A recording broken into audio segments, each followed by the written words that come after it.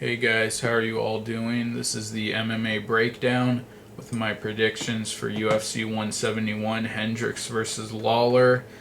Really excited for the main card, the pay-per-view portion of the card. A lot of really interesting matchups, not the biggest names below the main and co-main event, but some really interesting fights. Well, let's get right into it. I'll give you my predictions on all the fights. Starting off with the UFC Fight Pass preliminary card at featherweight. Daniel Pineda taking on Robert Whiteford. Daniel Pineda is a guy I've really enjoyed watching fight. Very talented submission guy. Actually, all of his wins in the UFC have come by submission. He's had a couple setbacks. Lost to Mike Brown. Got knocked out by Antonio Carvalho in his last fight, dropped a decision to Diego Brandao in a fight where he had some good moments. He got on top of Brandao at one point and was getting some good ground and pound in. But his strongest part of his game is definitely on the ground, and he's won with a variety of submissions in the UFC. Admittedly against pretty lower tier competition, but he's won with a rear naked choke, triangle armbar, and a really cool one-arm Kimura he pulled off on Justin Lawrence. Not too great on the feet. We haven't seen too much of him on his feet, Daniel Pineda, but he's good again the fight to the ground and really shines there. So I'm taking Pineda. And Robert Whiteford is actually a guy I'm interested to see more of. He fought Jimmy Pettis. Jimmy Hedis last time out, and I believe he took that fight on short notice and was actually really competitive in the first round. I remember scoring the first round for him. I think he outstruck Hedis and kept the fight on the feet. And in the second round, Hedis got him down quickly and submitted him. So that might be his weak area, and like I just said, Pineda's really strong on the ground, so I'm taking Pineda. I'll take him by submission, but I think Whiteford's a tough guy. He did well against Hedis in the first round last time, so interested to see Whiteford, and I think this is a pretty good matchup. Next up, Robert Bubba McDaniel versus Sean Strickland. Sean Strickland, a newcomer. Can't tell you anything about him. Robert McDaniel, on the other hand, as everyone knows, really had a tough time in the tough house, kind of fell apart mentally, and he's admitted that too himself in interviews. Had a nice win over Gilbert Smith, a submission win, and then his last fight against Brad Tavares, lost a decision. Got on top in the third round, was able to get Tavares down, but didn't do too much with it. McDaniel seems like a skilled guy. I remember he was doing pretty well in his fight with the winner of Tough 17, Kelvin Gastelum. Had a few submission attempts, some reversals on the ground. I think that's where he's strongest. But I don't think he's really gonna move up the ladder too much. I don't think he can become a middle tier fighter in the UFC. So, I'm like I said, I don't know anything on Strickland. I will take McDaniel, just because I'm more familiar with him, but could be a competitive fight to lower level guys, but I'll go with McDaniel. Next up, at flyweight, Will Campazano taking on Justin Scoggins. Will Campazano fought Sergio Pettis in his last fight. In a fight that was kind of back and forth. Neither guy came close to finishing the other, but he was able to get on top of Pettis a few times. I remember him having too much success in the stand-up, but Campazano seems like a scrambler to me. I haven't really seen any of his fights before that. I know he was in the UFC before. He got cut. But Justin Scoggins, this guy really impressed me in his last fight. He fought Richie Vasilik. That was in the Australia card back in December. And he was on fire, very aggressive, very active on the feet. I can't remember if he dropped Vasilik, but he ended up getting on top of him, taking the back, and pounding him out. Was really impressed with him. So I'm taking Scoggins, and I expect this guy to move up the ranks at flyweight pretty quickly. Really excited to see Scoggins again. I'm kind of high on him, just based on his last fight with Vasilik. So I'm taking Scoggins. I do think he can get a finish here. TKO.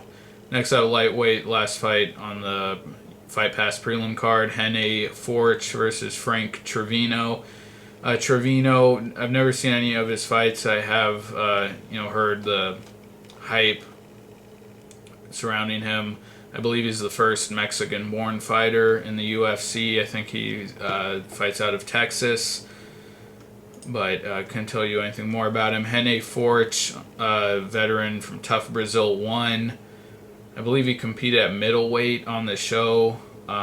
Dropped down to lightweight coming into the UFC. 1-2 in the UFC. Actually fought Sergio Moraes at middleweight UFC 153, which was the finale for Tough Brazil 1. Got choked out. Then he had a really surprising dominant win over Terry Edom. Was able to take him down and work the ground and pound. And then John McDessie knocked him out. He did punch him in the back of the head, but it was accidental. I don't know if we can really take too much away from that fight because McDessie did clearly hit him in the back of the head. But Fort's still a pretty unproven guy, I think, in the UFC, even for a tough veteran. Really can't give too much analysis here, but Trevino has the Mexican angle, so I think it's important that this fight gets some attention, and hopefully Trevino can do well. But Fort, if he wins this, I think it's going to be with his ground control, like we saw against Terry Edom. Moving on to the Fox Sports 1 prelim card at welterweight, Sean Spencer taking on Alex Garcia. I'm taking Garcia. I think he's going to finish Spencer. Spencer's had, I think, 3 fights in the UFC so far. Yeah, he lost to Rafael Natal in his debut, got choked out, and then 2 decision wins. Both fights look very similar against Yuri Villafort and Drew Dober. Sean Spencer, I think he's a pretty low-level guy. A striker, really doesn't do much else. Doesn't implement any grappling or wrestling, and not a dangerous striker. And I'm going to sound like I'm talking out of my ass, but the way he strikes, to me, it seems like he has pretty bad form and seems like he can't get too much power behind his punches. Both those fights against Villafort and Drew Dober, he really, really controlled the striking aspect. He was never close to finishing those guys, just pretty much picking them apart for 3 rounds without mounting any real, offense or getting close to a finish. Alex Garcia, on the other hand, floored Ben Wall in their last fight, and a lot of people probably, don't take Ben Wall seriously as a fighter. He came out with that animal mask last time, but I don't think that's really a knock on Garcia. He looked pretty good in that fight. Looks like he's got a lot of power, and unlike Sean Spencer, looks like he has great fluidity and power in his striking. So I'm taking Garcia here. I think he's going to win by knockout. Next up at featherweight, Dennis Bermudez taking on Jimmy Hedis. Really excited for this fight. Really interesting matchup. Dennis Bermudez has been on a roll. since he lost to Diego Brandao in the finale, and he dropped Brandao in that fight right before getting submitted. Since then, he's been on a 5-fight win streak. He did have that fight with Max Holloway, which I thought was a robbery. I thought he definitely lost that fight, and Holloway should have won the decision, but he's on a 5-fight win streak and fighting pretty tough guys. Pablo Garza, Matt Grice, Max Holloway, and his last fight with Steven Siler, I was really impressed. Siler is coming off of that big knockout over Mike Brown, and Bermudez was just able to never let Siler get in rhythm with his striking game, was in his face the whole time with the wrestling, and that's really Bermudez's strength. He does have a submission win over Tommy Hayden. The rest of his fights, though, have gone the distance. But the guy's a real animal. Just presses forward and really persistent for that takedown. And it's great cardio, too. Really high-paced fighter. Jimmy Hedis also fights at a high pace. Very talented on the ground. Very crafty with his submissions. Very high output. We saw that against Nam Phan. He had a rear naked choke against Alex Caceres. That was a while ago before Caceres moved down to bantamweight, but still a good win. He lost to Marcus Brimage, where his striking deficiencies were really exposed, and then his last fight against Rob Whiteford, which we already talked about. Struggled in the first round, struggled on the feet, but was able to get the fight to the ground. I think he used a judo throw, a hip toss to get the fight to the ground in that fight, and quickly submitted Whiteford with a triangle choke. So this should be interesting, but if it comes down to wrestling, grinding top control to submissions, I think I'm going to have to go with Bermudez. I don't think he's one of these wrestlers who's lazy on top and is easy to submit. In his last fight against Siler, Siler attempted a lot of triangles, submissions from his back, and Bermudez would pick him up and slam him. He's just a real workhorse like that. And I think he's going to come out on top here. I think he's going to grind it out. But Hedis, very talented on the ground, and I wouldn't be surprised if he gets Bermudez in some bad spots, and I think it will be competitive. Hedis could win by submission, but I'm taking Bermudez by decision. Next up, at bantamweight, Raquel Pennington taking on Jessica Andrade. I'm taking Andrade. She's like a little fireball. Really loved her performance against Rosie Sexton. Really beat her up in the first round. Wasn't able to get the finish, but I thought she looked great. Very active, striking on the feet, high output, presses forward. Before that, she lost to Liz Carmouche, got finished. But that's a real tough task, a real tough fighter to take on in her UFC debut. And she did okay in that first round. I think she had a guillotine attempt on Carmouche, but I'm kind of high on Andrade. I mean, I don't think she's quite ready to challenge for the title, but I think she's really talented. And Pennington, on the other hand, not crazy about her. She had a nice win over Jessamine Duke on TUF 18, but her fight against Jessica Rakoczy in the house, she just looked really flat, never really pulled the trigger, and looked the same way in her fight with Roxanne Modafferi. I think she might have hurt Modafferi, even dropped her maybe once or twice in that fight, but just doesn't seem like she has that fire. I don't know. But I'm definitely taking Andrade. I think she's going to make this a brawl, and she's going to win. Next up, last fight on the Fox Sports 1 prelim card at welterweight, Kelvin Gastelum taking on Rick the Horror Story. This is a really good fight, and I'd rather see this on the main card than the OSP Krylo fight. But Kelvin Gastelum I'm really high on. I think he's just grew so much, and he was so impressive on the show. Looked better in every fight in the house. his fight to get into the house was a decision win. Nothing too impressive there. But then finished his next three guys and finished Josh Salmon, which I was picking against him in that fight. He's got great hand speed. We saw that in his fight against Brian Melanson last time out. Dropped Melanson on the feet and quickly took his back and choked him out. He looked great.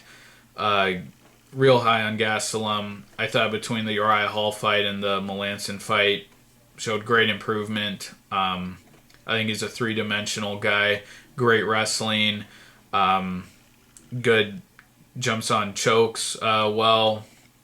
He showed that against Salmon, and then he also choked out Bubba McDaniel on the show. And a really good boxer and underrated. He knocked out Colin Hart on the show. So this guy's proven he can win in a lot of different ways, and very lethal with his striking and his submission game. But Rick Story, this is a really tall order for Gastelum taking on a vet. The difference in experience is going to be huge. I mean, Rick Story's been in the UFC since 2009, so 5 years, and has had a lot of fights. This guy was on a huge win streak at one point. He's on a 7-fight win streak. Has wins over Hendricks and Alves, and got both of those wins with his striking. And then the losses started to come. He had that kind of a fluke loss against Brenneman, lost against Martin Kampman, lost to Damian Maia, Mike Pyle. He had a couple of wins mixed in there against some lower level guys. Jardine, finished Quinn Mulhern. And then really boxed up Brian Ebersol in his last fight, where I think his hands looked really improved and really good. And Story also has decent wrestling. I believe he took down Thiago Alves in their fight, but we haven't seen too much of his wrestling game. He's good at. I'd say he's better at taking guys down than he is at keeping the fight on the feet. Guys like Martin Kampman and Charlie Brenneman were really able to hold him down, get him down. He was able to take Pyle down, but really struggled to defend the submission attempts from top position.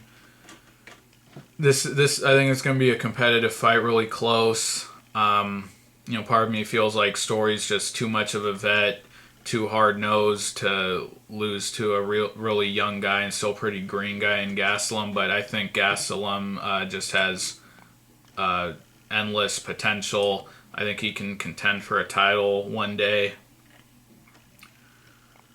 Gastelum's more dynamic. He'll mix his striking with his wrestling better, I think, here. I do think he can get Story down, but I don't know, Story's really tough. Kind of hard to jump from guys in the tough house and Brian Melanson to Rick Story, but you know what, I'm going to take Gastelum here.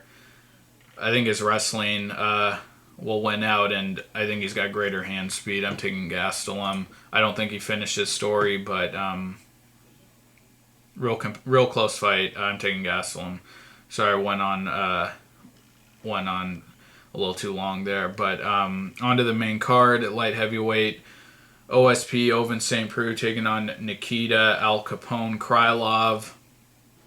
I think this is a bit of a squash match. I'm taking OSP. I think he's going to finish Krylov. I was very unimpressed with Krylov when he took on Soa Paleli. Gassed horribly. Got knocked out.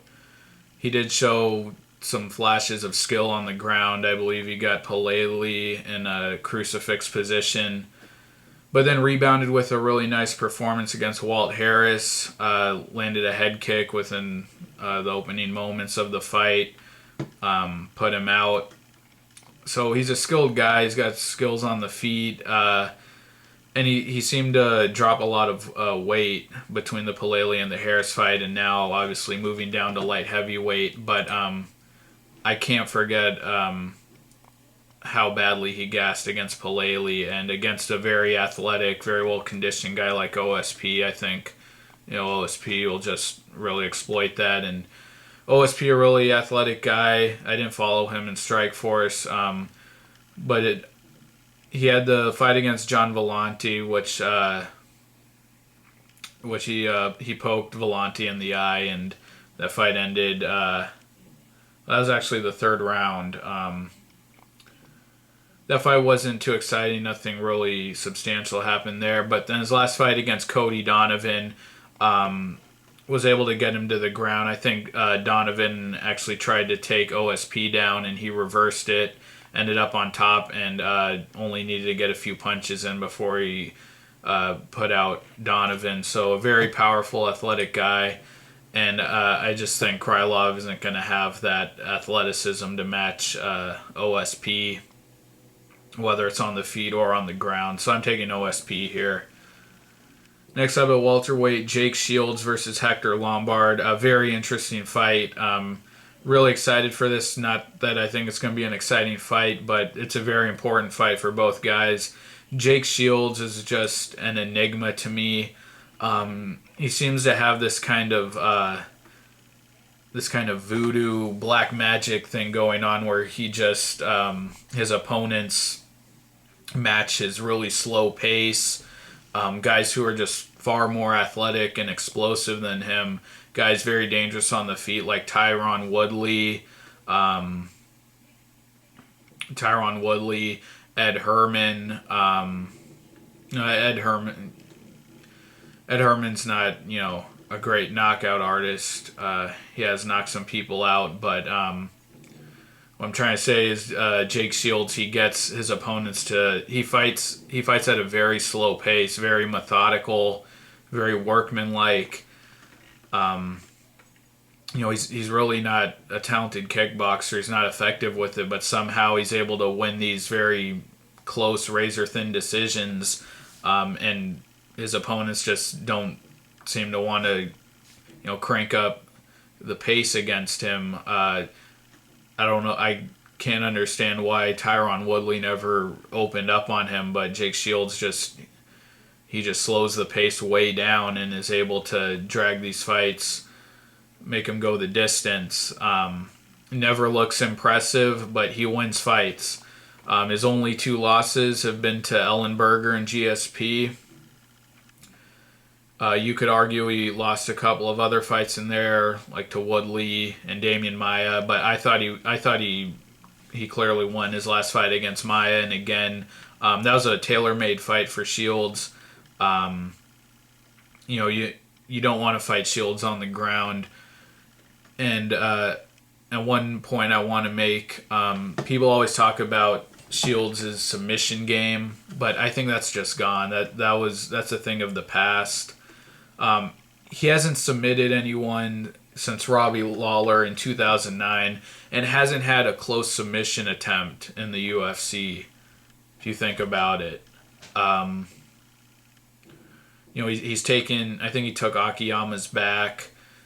I think he was working for a Kimura against Herman at one point, but he's really never had a close submission attempt in the UFC. He's much more content to work for position and hold guys down, win that way. Now, enough about Jake Shields. Hector Lombard, on the other hand, has kind of been disappointing since coming to the UFC. You had that fight against Boach, which was a very uneventful fight. Made quick work of Paul Harris, just KO'd him. Did the same thing to Marquardt in his last fight, just destroyed Marquardt. And then lost his fight to Yushin Okami. Almost, he had Okami on the ropes in the third round, but couldn't stop the takedown early on, and lost that fight against Okami. Dropping down to welterweight now, he took on Marquardt. Marquardt, I never really... I was never really sold on him as an elite welterweight, although he had that great fight against Woodley. I think his chin was starting to go by the time he fought Lombard, but I don't know what to make of this matchup. Part of me feels like Lombard's just gonna blast Shields right out of the gate like Ellenberger did. And another part of me thinks that Shields' cardio and his slow, steady pace is going to be able to stifle Lombard. I think he might. I don't know if Lombard has the cardio to go 3 rounds with Shields.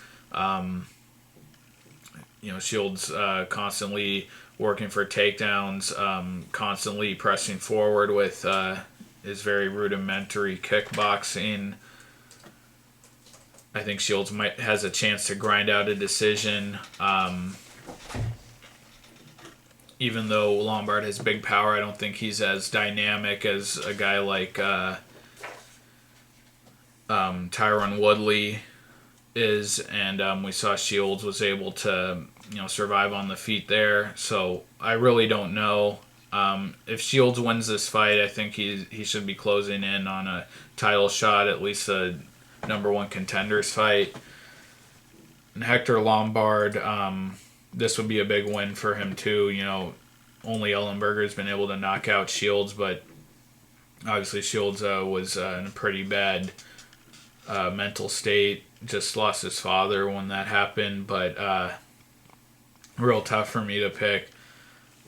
I think I'm going to side with Shields by decision. I think I think he can survive long enough on the feet and kind of just wear out Lombard with his slow, steady pace. I don't think he has a chance to take Lombard down, but it might be one of those fights, those Tyron Woodley looking fights against Lombard here. But I'm gonna take Shields. Next up, at lightweight, Diego. What's his new nickname? The Dream. Diego the Dream Sanchez taking on Miles Jury. Another really tough one for me to pick. I think Miles Jury has looked very good. Was real impressed with his win over Michael Johnson. Showed great wrestling and great control on the ground. KO'd Ramsey Nijum with a very kind of a perfectly timed yet really kind of offbeat and kind of funky overhand. It was like an overhand that he landed while he was moving backwards against Nijum. And then Mike Ricci in his last fight, that fight wasn't too good. Basically got in a few more shots on Ricci and was able to hold on to him on the ground. But Miles Jury, young guy, has shown finishing ability, even as a submission win in the UFC. His fight at the Tough Finale, really improving guy on the rise. Diego Sanchez, I had written this guy off, but his last fight against Gilbert Melendez, that was actually his best fight in a long time. Took Melendez's back right off the bat, and I thought he was going to choke him out right there. And he made it a brawl for the rest of the fight, but really wasn't able to get too many shots in. Melendez was really able to control when they engaged, Melendez was really the one landing most of the shots. But Sanchez hung in there and was able to drop Melendez in the 3rd round. And I don't know if Miles Jury is ready for a vet like that, a guy who's just going to, not go away until the end, who's going to, be in his face the whole time. I think Sanchez can pull this off. Miles Jury, really talented, but he's been fighting tough vets. And while, he's shown great promise, I don't think he's quite ready for Sanchez, even though I think Sanchez doesn't really have much at the elite level of the game anymore. But I'd be kind of surprised if Jury's able to pull this out. I'm going to take Sanchez. I think he gets it done. I think he wins a decision, and I think he's able to take Jury down and just make it a brawl. Really press the action on the feet. I'm taking Sanchez. On to the co-main event, Carlos Condit versus Tyron Woodley. Very interesting fight. And I think this is a lot more competitive than people are giving it. People, I think it's a lot more competitive than people are willing to accept. Tyron Woodley, I think he looked great against Koscheck in his last fight, even though Koscheck was coming off of the loss to Robbie Lawler and seemed like he was starting to fade. But Woodley, super explosive on the feet, has shown good wrestling. I thought he looked great in his fight against Marquardt a few years ago. Dropped Marquardt, I think, at least twice in their fight before he ended up getting caught. We saw that big power against Jay Huron also, and then had that really crazy fight against Shields where he just looked like a completely different guy. But Carlos Condit, as good as he is, his last few fights, he's kind of become a slow starter. Martin Kampmann was able to take him down in their fight right away in the first round. Kampmann used his wrestling, and I think he held down Condit for the first 2 rounds before Condit was really able to keep it on the feet and start working his combinations. Against Hendricks, he didn't really start. He didn't get it going until the second and third rounds, but Condit does get stronger as the fight goes on. We saw he had Hendricks on the ropes in the third round. After being wrestled and held down by GSP and boxed up for the first few rounds, he nearly finished GSP. So the guy's very dangerous, very talented, doesn't get discouraged when he's in there. And his finish against Martin Kampmann was great also. Very good combinations, mixes his punches with his kicks very well. I think he's far more technical than Woodley. He's still able to engage in a brawl, but he's able to be technical. He's still able to remain technical, but fight in a kind of a wild, brawling style. But early on, I like Woodley's chances. He's shown big power, big explosion, and if Condit kind of takes a little while to get in the fight, I think Woodley could really capitalize on that early on. I will take Condit though. Woodley also, he, like I said, he's shown good wrestling. I think he has a definite chance to take Condit down early on, but over 3 rounds, I think Condit will get stronger. I think Woodley might fade. He's a really heavily muscled guy, and I think that might affect his cardio a bit if he goes into the later rounds. So a really competitive fight, and like I said, early on, I'll give Woodley a real good chance of winning, even finishing Condit. I don't think that would be too crazy, but I'm gonna take Condit. I think he'll wear out Woodley and possibly finish him in the later rounds. Now on to the main event. I'm super excited for this fight. I don't care that GSP's gone.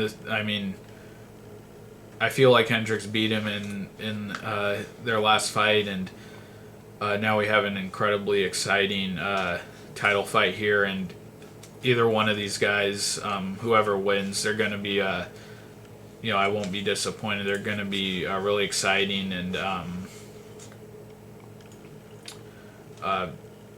I'm just trying to say that I'm not sad that GSP's gone. I think some people feel like Robbie Lawler, doesn't really, deserve to fight for the belt, not because of what he's done recently, but this was a guy that's been around a long time and kind of fought back when the sport was still evolving. But I think this is an epic fight, and that's not a word I use to describe a lot of fights in the UFC nowadays, but real excited for this. And I also think, like the Condit Woodley fight, this is a lot more competitive than people are giving it credit for. I will take Hendricks, but I can see a few different cases where I think Robbie Lawler has a real advantage.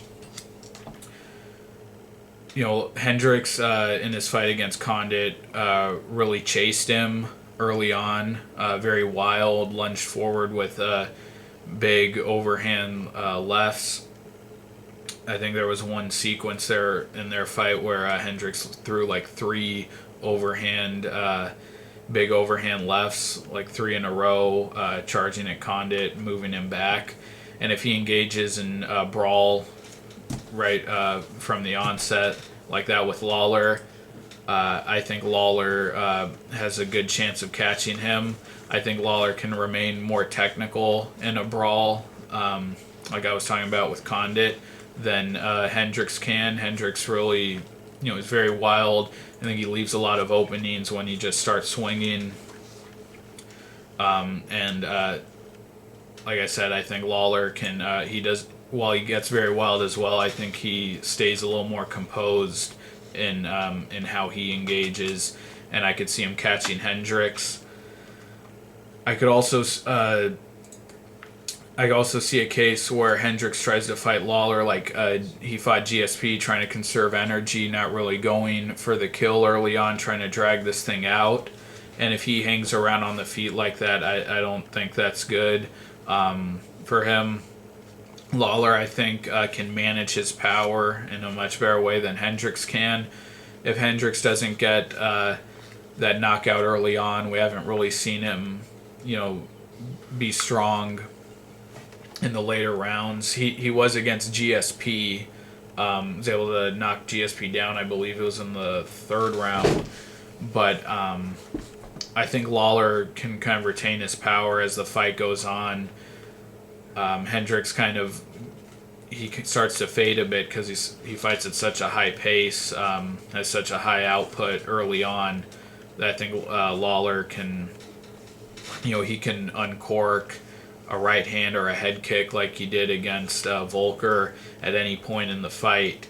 I think his power will last him a little longer than Hendricks' will, but I think it's going to be the wrestling. Hendricks does a great job when things start to get tough for him on the feet. He does a great job of reverting to his wrestling, getting that takedown like he did in the Condit fight. When Condit started to hurt him in the 3rd round, Hendricks stayed alive by taking him down.